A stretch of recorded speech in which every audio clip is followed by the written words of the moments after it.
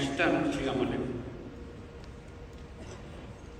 একটা জিনিস খুব পীড়া দিত, এই হলে যখন আলাপ হয় প্রতিধ্বনীয় সাংবাদিক, ওটা বহাল, এটার পরিবর্তন হয়নি, এখনো পেয়েছে।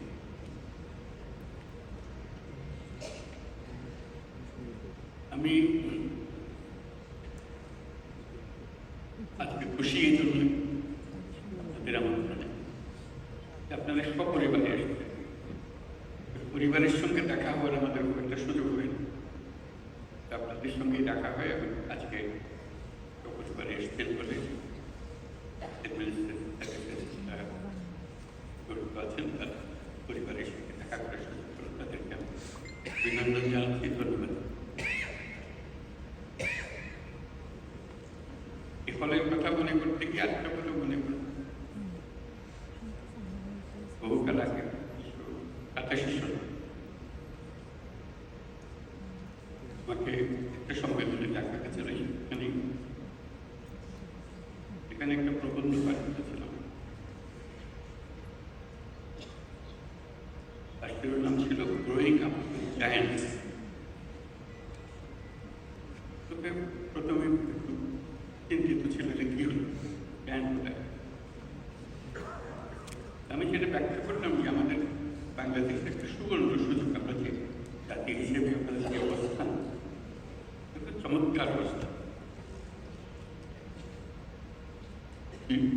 দুই পাশে দুই মহাশক্তি আমাদের, ভারত আর চীন। তারা দ্রুত গতিতে এগিয়ে যাবে, আমরা যেহেতু মাঝখানে আছি, আমাদেরকে ফেলে যেতে পারে, তাদের বাতাসে আমরা উঠে থাকি। সেই থেকেই আমার বদ্ধমূল ধারণা বাংলাদেশের ভবিষ্যৎ অতি চমৎকার, তার অবস্থানের কারণে। তখন দুই জায়ান্টের কথা বলেছিলাম, দুই মহাশক্তি। এখন আর দুই মহাশক্তির কথা বলি একই সঙ্গে, চার মহাশক্তি। আমাদের একটু অপূর্ব সুযোগ, আমাদের সামনে বিস্তীর্ণ মহাসাগর, আমাদের উপকূল ভূমি, সাগরের সঙ্গে আমাদের লাগোয়া উপকূল, এই একটা মস্ত পৃথিবীর দরজা আমাদের সাথে খোলা। আমরা একদিন ব্যবহার করতে জানিনি, এখন যে মুহূর্তে এটার ব্যবহার শুরু করব, আমাদের অর্থনীতিকে লোহার দড়ি দিয়ে বেঁধে রাখতে হবে।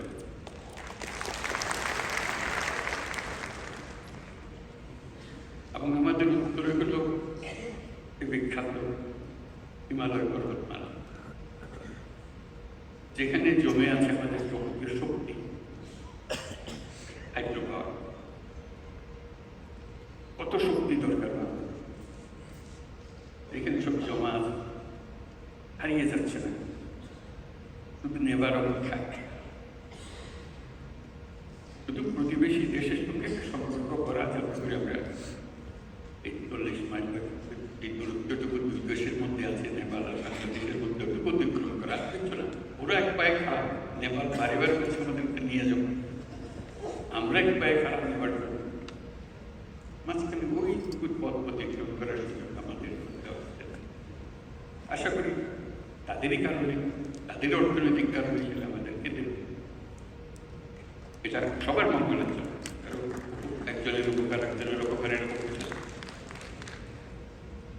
যদি আমরা সেই পথটা খুলে পাই, এখন সামান্য কিছু বেশি, ওটাও কিছুই না, বড় আকারে বাংলাদেশকে আটকে রাখার কোনো ক্ষমতা কারণ নেই। আমরা মহান সৌভাগ্যবান এক জাতি, তার অবস্থানের কারণে। সেই জাতির দুঃখ কেন থাকবে, এটা আমাদের কপালের দোষ নাকি আমাদের দরিদ্রের দোষ, না আমাদের চিন্তার দোষ? যদি হয়ে থাকে সেগুলো থেকে আমরা মুক্ত হই। আমরা তো তড়িৎ গতিতে এগিয়ে যেতে চাই, এটা একটা মহাশক্তি ধরো অর্থনীতি তৈরি হবে। আজকে কুমিরা থেকে টেকনাফ পর্যন্ত যে উপকূলভূমি, সেখানে যদি কাতারে কাতারে সব নৌবন্দর স্থাপন হয়, মাতারবাড়ি গভীর সমুদ্র বন্দর পর্যন্ত যদি আমরা দুনিয়ার সব জাহাজকে আশ্রয় দিতে পারি, তাদের কাজ করার জন্য সুযোগ সুবিধা দিতে পারি, আমাদেরকে আটকাবে কে? এবং শুধু যে সমুদ্র বন্দর আমরা ব্যবহার করবো, আমাদের মালামাল যাবে তা তো না। আমাদের একটা নিজস্ব অর্থনৈতিক অঞ্চল আছে, সেই অঞ্চলটাকে আমরা এখনো খুলতে পারিনি, কিন্তু অঞ্চল অপেক্ষা করছে আমাদের। আমাদের অঞ্চল হলো উত্তরে হলো নেপাল, আমাদের অঞ্চল। নেপালের সৌভাগ্য, তারা হিমালয় পর্বতের পাদদেশে আছে। দুর্ভাগ্য হলো সমুদ্রের দেখা তাদের হয়। তাদের সমুদ্র দেখতে হলে আমাদের মাঝখান দিয়ে দেখতে, আমাদের মাধ্যমে দেখতে হবে। সে কথা আমরা করে দিই, আমরা একসঙ্গে যৌথ অর্থনীতি করে তুলি। তার সমুদ্রের অভাব, আমার পর্বতের অভাব, দুই অভাব একসঙ্গে পূরণ করে দুজন। ভুটান একই কাণ্ড, তারও সমুদ্র দর্শন হয় নাই। তাকে সমুদ্রে আসতে হলে আমাদের পথ দিয়ে আসতে হবে, আমরা তাকে স্বাগত জানাই। তেমনি ভারতের পূর্বাঞ্চল একই অবস্থা, নেপালের যে অবস্থা, ভুটানের যে অবস্থা। নেপাল ভারতের সেভেন সিস্টারের একই অবস্থা, তার সমুদ্র দর্শন তার হয় হবে না। তার সঙ্গে আমরা যোগ দিয়ে একসঙ্গে এই অর্থনৈতিক অঞ্চল, আমাদের যে সমুদ্র বন্দর, তাদের মাল আনা নেওয়া করবে, আমাদের মাল আনা নেওয়া করবে, তাদের কাছে যাবে, তাদের অর্থনীতি আমাদের অর্থনীতি একসঙ্গে থাকবে। তারাও খুব কষ্টের অবস্থায় আছে, তারা খুব ভালো অবস্থায় নেই। তারা এই সুযোগ পেলে তারাও আনন্দিত, তাদের ব্যবসা আমাদের ব্যবসা, সম্ভ্রমা ব্যবসা হবে, একসঙ্গে ব্যবসা হবে। এগুলো বললাম এই জন্য, আমরা ভবিষ্যৎ সম্বন্ধে অনেকটা হতাশাই পাই। হতাশার তো কারণ নেই, এটা আনন্দের বিষয়। আমাদের যেই অবস্থান, যে সুযোগ সুবিধা, শুধু সেগুলোকে আহরণ করা, কাজে লাগে। প্রক্রিয়া শুরু হয়েছে, এই প্রক্রিয়াকে জোরদার করা, যাতে করে আমরা এই অর্থনৈতিক অঞ্চল গড়ে তুলতে পারি। মালামাল সোজা চলে যাবে নেপালে, সোজা চলে যাবে ভুটানে, সোজা চলে যাবে সেভেন সিস্টার, তাদের মালামাল আমাদের ব্যবসা তাদের চলে যাবে, তাদের ব্যবসা আমাদের এখানে। সেটাই হলো অর্থনীতি। কাজেই প্রাকৃতিক দিক থেকে আমরা খুবই সৌভাগ্যবান। তার চেয়েও একটা বড় সৌভাগ্যবান আমাদের একটা মস্ত বড় জনসংখ্যা। আগে মনে করতে হবে এটা বড় বোঝাও, সম্পদ, মানব সম্পদ। যেহেতু প্রযুক্তি আসার ফলে কোনো মানুষই আর কোনো বোঝার নেই, প্রতিটি মানুষই হলো এখন সম্পদ, উদ্ভাবনের সম্পদ, এন্টারপ্রেনিয়রশিপের সম্পদ, নতুন আবিষ্কারের সম্পদ। আমরা সেই সম্পদের সম্পদ। আমরা পৃথিবীর 8ম জনসংখ্যার দেশ। সোজা করছে না, ডলারের জায়গায় একদম উপরের জায়গায়। মানুষ এগোতে পারছে না বহু দেশে, তার মানুষের অভাব। আমরা যে মধ্যপ্রাচ্যের লোক পাঠাই, তারা কোন দুঃখে আমাদেরকে নেই, তাদের লোক নেই, টাকা আছে, লোক নেই, সেই জন্য আমাদেরকে দেয়। পৃথিবীর সব লোক বসে আছে, কখন আমাদের থেকে লোক পাবে। আমি প্রায় বলেছি, চীন যেভাবে অগ্রসর হচ্ছে, চীন হলো সবথেকে বেশি সর্বত্র সম্পদ জনসংখ্যা, যেভাবে অগ্রসর হচ্ছে, কিছুদিন পরে বোধ হয় আমাদের কাছ থেকে লোক চাইবে, তার এত টাল করতে হবে। এই হলো আমাদের সুযোগ। আমাদের শুধু শুধু সংখ্যায় না, আমি সংখ্যার উপর বেশি গুরুত্ব দিচ্ছিলাম। সংখ্যা গুরুত্বপূর্ণ, কিন্তু প্রতিটি তরুণ বাংলাদেশে মহাশক্তি, মহাপ্রচন্ড শক্তি। সেই তারুণ্য বিশ্ব জয় করতে পারে সেই তারুণ্য আমাদের যত রকমের অভাব আছে, যত রকমের ঘাটতি আছে, তার থেকে অনেক বেশি সে নিয়ে আসতে পারে। যেগুলো সম্পূর্ণ ভিন্ন এক প্রজন্ম, সেই প্রজন্মের জন্য দরজা করে দেখা। আমরা বসে আছি দরজা তালা লাগা, এটা বলতে পারি, এটা অনাবশ্যক। সবাই অনুভব করি আমাদের তারুণ্য জুলাই মাসে যা দেখিয়েছে, আগস্ট মাসে যা দেখিয়েছে, সেটা তো পৃথিবীর একটা অনন্য দৃষ্টান্ত। এটা সাধারণ একটা ঘটনা না, যেরকম করে অন্য দেশে বিপ্লব হয়। এই বিপ্লব কোথাও হয়নি। তার প্রতিটি জিনিস যদি আপনারা বিচারে বসেন, দেখবেন যে এটা প্রতিটি দিক থেকে সেই অনন্য ক্ষমতা এই দেশের তরুণদের মধ্যে আছে। এটা হারিয়ে যাবে না। আপনারা মনে করেন না যে এক ঘটনায় শেষ হয়নি, শুরু হলো। কাজেই সেইভাবে আমাদেরকে এই তরুণদের সুযোগ দিতে হবে। আমরা সুযোগ আছে, নিতে যাচ্ছি। আমি ছোট্ট একটা উদাহরণ দেব, ব্যক্তিগত উদাহরণ। ডাক্তাররা আমাদের কাছে আক্ষেপ করে, হাসপাতালের আক্ষেপ করে, যখন আমরা বলি আপনারা কেরালা থেকে কেন নার্স আনেন, বলতেছে নার্স নাই। ডাক্তাররা আমাদের বলে আমাদের এমন স্বাস্থ্য ব্যবস্থা, এখানে প্রতিজন নার্সের বিপরীতে আমাদের 3 জন ডাক্তার আছে। রেশিও হলো 1:3, একজন নার্স 3 জন ডাক্তার। পৃথিবীর মানুষ হা হয়ে যায় কথা শুনে। কেন হওয়ার ছিল উল্টাটা, একজন ডাক্তারের পেছনে 3 জন নার্স। অন্তত নার্স চালায় সব কিছু, ডাক্তার সিদ্ধান্ত দেয়। এখন সেই সিদ্ধান্ত কাকে দেবে? আপনি যদি নার্স না বলে যে না, আমাদের তো নার্সিং কলেজ আছে, আপনি ঘুরে দেখুন এটার কোয়ালিটি। এটা দিকে আমাদের কোনো কাজ হচ্ছে না। তো খুব দুঃখ পেয়ে মনে করলাম যে আমরা নিজেরা একটা ছোট্ট নার্সিং কলেজ করি না, করলাম গ্লাসগো ক্যালিডোনিয়ান ইউনিভার্সিটির সহায়তায়। যেহেতু সেই সব ইউনিভার্সিটি আমি চ্যান্সেলর, কাছে আমার কাছে ফেলে দিতে পারছি না যে আমাকে সাহায্য করতে হবে, আমি একটা নার্সিং কলেজ করবো, পুরোপুরি সাহায্য করবো। এবং চমৎকার একটা নার্সিং কলেজ তৈরি হলো। মাত্র 40 জন মেয়ে নিয়ে আমরা শুরু করেছিলাম, গ্রামীণ ব্যাংকের মেয়ে, পরিবারের মেয়ে, এটা গরিব ঘরের মেয়ে।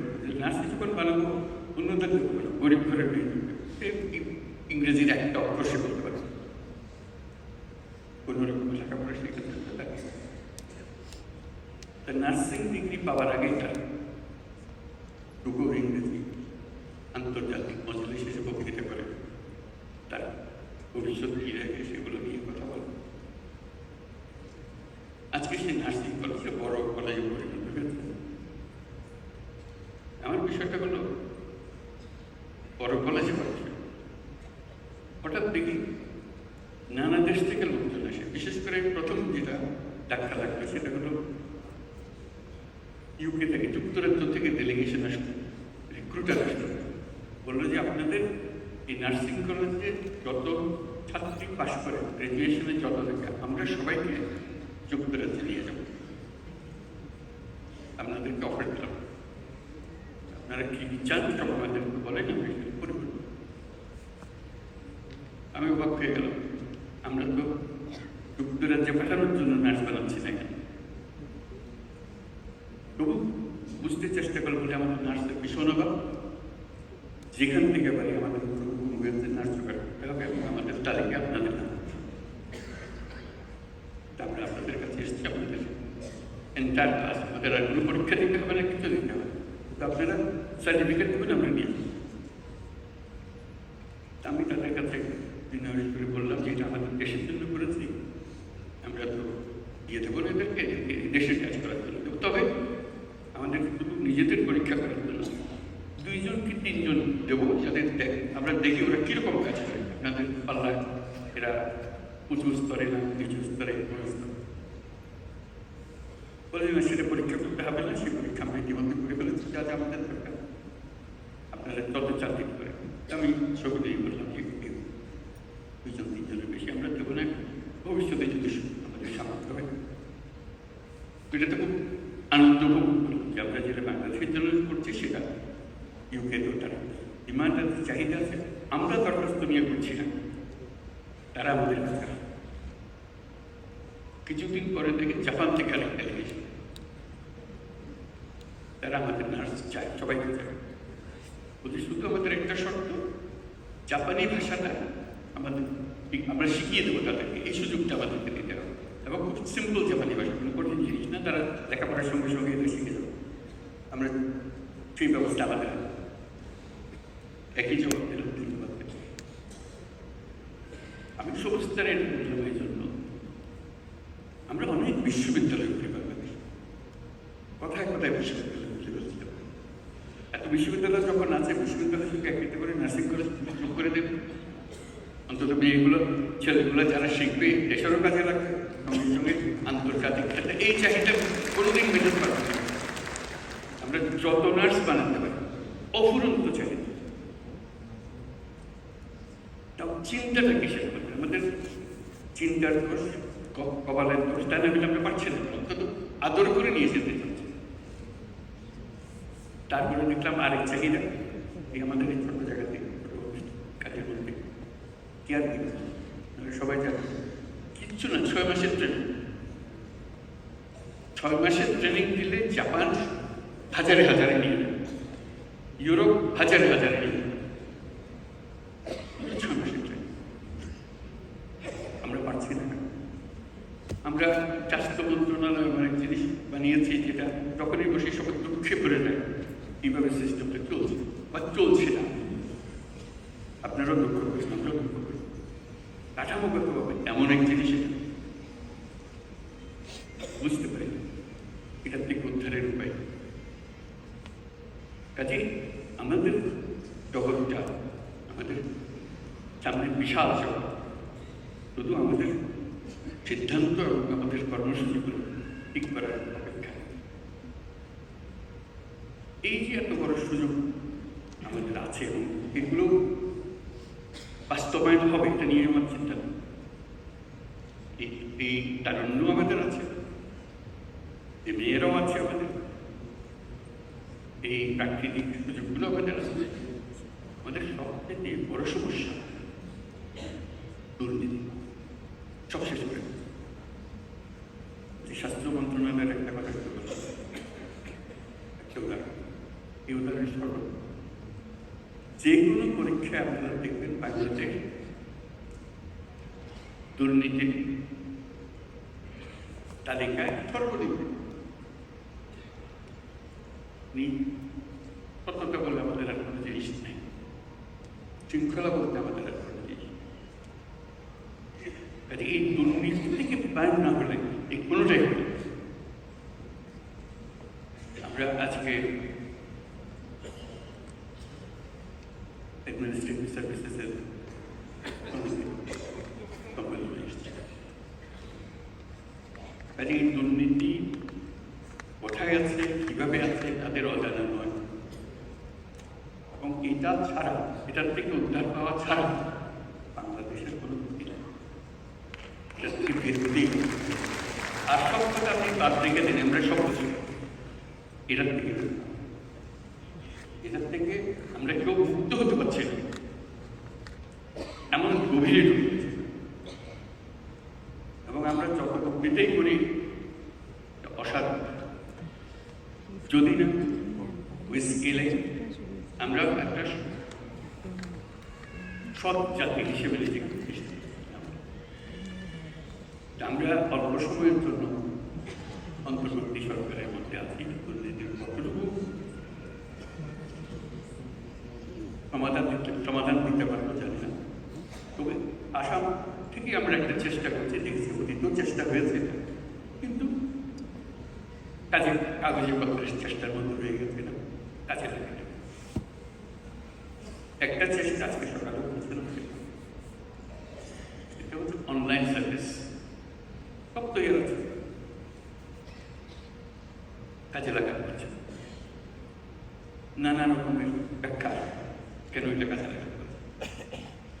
চায় অনলাইন সার্ভিস ট্যাক্সটা দেওয়ার জন্য, সার্ভার ডাউন হয়ে গেছে। সুন্দর সুন্দর ব্যাপার, অর্থাৎ আপনাকে সে যে দেবে না, সে সার্ভার ডাউন, আরেক জায়গায় আরেক ব্যাংক দেবে না, ভূমি মন্ত্রণালয় তার সব কিছু রেডি আছে। এমন জায়গা নেই আন্তর্জাতিক সহায়তার কারণে এগুলো তৈরি হয়েছে, কাজে লাগানো হয়েছে। আন্তর্জাতিক সম্প্রদায় চাই আমরা দুর্নীতিমুক্ত হই। দুর্নীতিমুক্ত না হওয়া পর্যন্ত আমার সঙ্গে ব্যবসা বাণিজ্য কিছু চলছে, তারাও চাই আমাদের সঙ্গে ব্যবসা বাণিজ্য করে, তাদের লাভে চাই। আমরা তাদেরকে সুযোগ দিতে চাই না, আমরা ব্যক্তিগত সুযোগ দিবার না, জাতির সুযোগের জন্য আমরা উঠেছি। আমাদের সেই চিন্তা আসতে হবে। কাজে অনুরোধ, আজকে যারা সরকারের কার্যক্রমে আছেন, কিন্তু সরকার হলো গোড়া, দুর্নীতির গোড়া হলো সরকার, সেখান থেকে সরকার বিস্তৃত হয়। কাজে এই সরকার যদি দেশের উপকারে আসতে চায়, তাহলে এখান থেকে আমাদেরকে মুক্তি দিতে হবে। এই আবেদন আজকে করবো, আমরা থাকা অবস্থায় আমরা যেন প্রতিটি ক্ষেত্রে অনলাইন সার্ভিস যেগুলো তৈরি আছে, ভবিষ্যতে তৈরি হবে, সেগুলো যেগুলো তৈরি আছে, এটা 100% আমরা